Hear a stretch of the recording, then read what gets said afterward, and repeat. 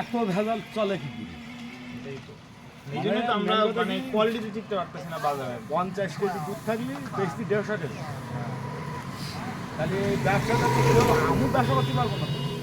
পুরো এলাকায় এরকম করে কেনে না? সারা এলাকায় সেন্টার দাম কেমন দেয় এখন?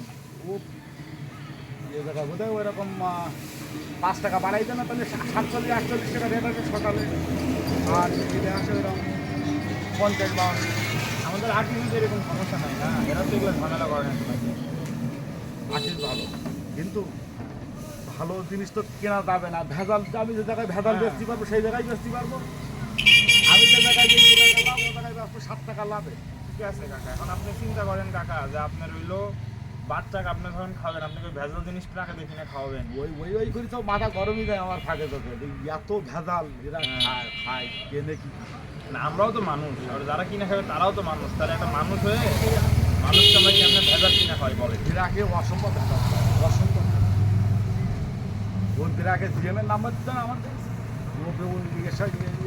সব ঘুষ করে। এই যে এরিয়া ম্যানেজারটার না, সব ঘুষ করে দেয়, সব ঘুষ। না দেখুন যে কাকা সবাই একসময় সোজা হয়ে যাবে। কিন্তু কাকা যদি একটু আমার ধন্যবাদ,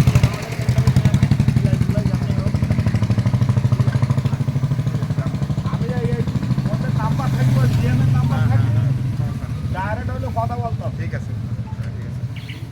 হ্যাঁ মনির ভাই।